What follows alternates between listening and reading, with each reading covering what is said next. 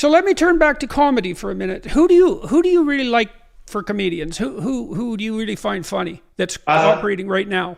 I mean, I suppose it's that thing of like you often find your friends very funny. I mean, I find there's a guy called Neil Brennan who co-created the Chappelle Show, who has one of the best. I think you would love his special. It's called Three Mics. It's on Netflix. I think it might be the best comedy special that anyone's done. So the first mic is jokes, one-liner jokes, not dissimilar to the kind of thing that I would do. Great. The second mic is stand-up, longer form material, kind of routines. And the third mic is the truth. And obviously you start watching Neil's show and the first 5 minutes you just do, yeah, tell us more jokes. Jokes are fun. Give me more jokes. Then about 30 minutes in, you're like, stand-up is really good. The stand-up bits are more fun. Less jokes, please. And then by the end of it, you're just tell me what happened with your dad. Just tell me what happened. It's fantastic. It's a really interesting, and the idea that he's made these very clear distinctions, whereas I think a lot of people organically do that in a show, but he literally had three mics and three different settings, and I thought it was a Yeah, triumph. well, I watched Chappelle's recent So Controversial show, and he did a tremendous amount of storytelling. And one of the things that was masterful about what he did was that he tied everything together at the end so nicely. So it was like the whole joke sequence had a punchline, right? The whole story had a point, and it was coherent across all the story and the jokes. And so it elevated it to some degree, I think, to a place that just sequences of jokes can't attain. I mean, Yeah. not that they're not worthwhile, and that No, can be very I funny. think there is a sense in which you watch better comedians and you go, look, I've got a ticket to the lottery, right? Let's imagine there's a Mount Rushmore of comedy, and the four greatest comedians are up there. I'm not on that Mount Rushmore, but I could be. I love the fact that being a comedian is a task without end. That I'm not done yet. I'm in my late 40s, and I still feel like I'm kind of okay. I'm in the gym now. I know my way around one-liners. I'm pretty great with jokes. Storytelling, I've done a little bit of it. I put my toe in the water, but I'm not there yet. But with the Hmm. book, certainly, I'm becoming better. I'm better at opening up and sharing, and it's an ongoing. I mean, the great thing about most comics that are considered to be the greats did their best work in their 50s and beyond, Oh, which is that is interesting because that's at variance with most artistic endeavor. yeah, A it's lot of that happens in youth. It doesn't yeah. happen so much with, well, it does with musicians even. It tends to be a younger person's occupation. So that's not so much true for fiction writers, if I remember correctly. But it's interesting that it's not true for comedians. Yeah, So, I've got a whole sequence in the book about because I used to find it very oppressive when I was young, reading about people that had made it very early on in life. mhm. Child geniuses are really not when you're a kid. It's like this guy's done everything, and you feel like you haven't even started yet. So I like the idea of like I used to often read kind of biographies of people that have made it later in life. I like that kind of that thing of like society worships youth so much. I like the idea of going, look, making it a little bit later is okay. It doesn't have to happen early. It can happen at any stage. I mean, my story was of someone in their mid 20s finding their way in the world. So that kind of the analogy of the quarter life crisis, finding purpose, and purpose being sort of the key that kind of that hero's journey. That can happen at any stage. That can happen in your 50s. That can happen in your 60s. It really doesn't matter. I think it's quite an so, empowering thing. so you like Neil Brennan, Three Mics. Who else do you think's great at the moment? Um, there's a lady called Beth Stelling, you might not be aware of. I think she's a brilliant joke writer and storyteller. I like Michelle Wolf. I like in the UK. There's, I mean, so many great comedians. I've been watching a lot of I had a friend that died recently, Sean Locke, who was a huge figure in my life.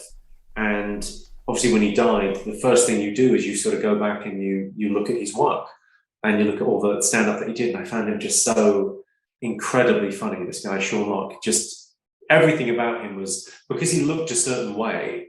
There was every joke was kind of heightened because he looked like a guy that had come, he looked like a working man. He looked like he'd come to fix your boiler. And then he was doing this kind of incredibly surreal, light touch jokes. And that for me is like everything was kind of a heightened surprise because of that. And who do you think were the comedy greats?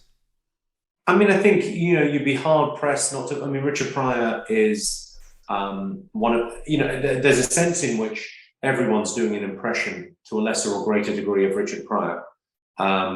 Everyone's a tribute act for Richard Pryor because It's good that he was named Pryor then, isn't it? It seems quite fitting. Perfect bit of language there. He was an extraordinary talent, and really, there's a great fable in his life. I put this in the book, actually. I've done a chapter on Richard Pryor in the book, on the fact that he was a pretty successful comedian. He was good. He was on TV. Bill Cosby was the biggest comic in the world at the time.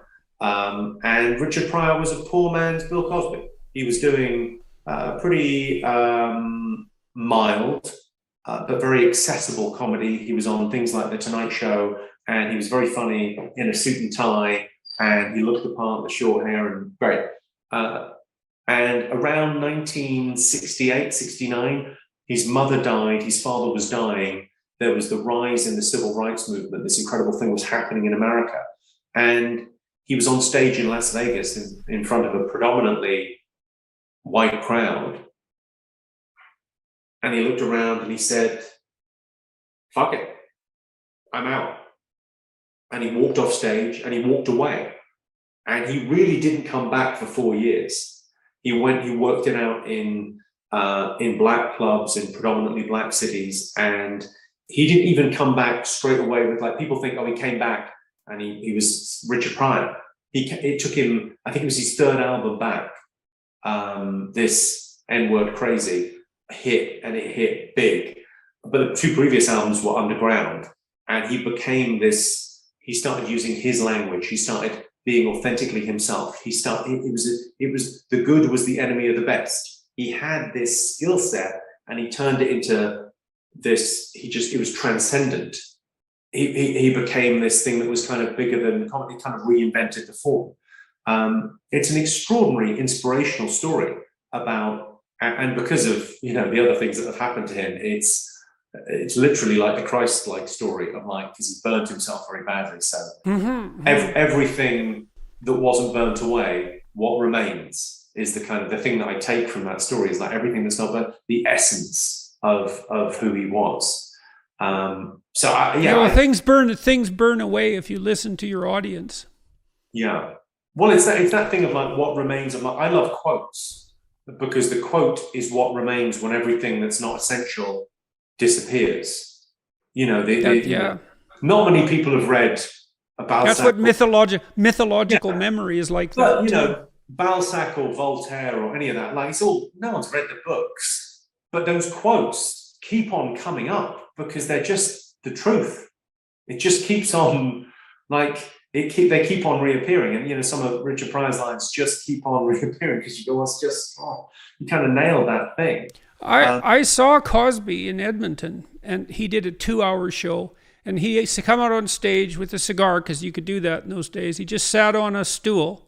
That was it. The stage was completely bare, and he told stories and jokes for 2 hours, and the audience, the guy in front of me was laughing so hard that he was almost in convulsions. His wife had to keep elbowing him in the side, trying to get him to straighten up because he was embarrassing her. But he had that audience in the palm of his hand for 2 hours, I believe it was.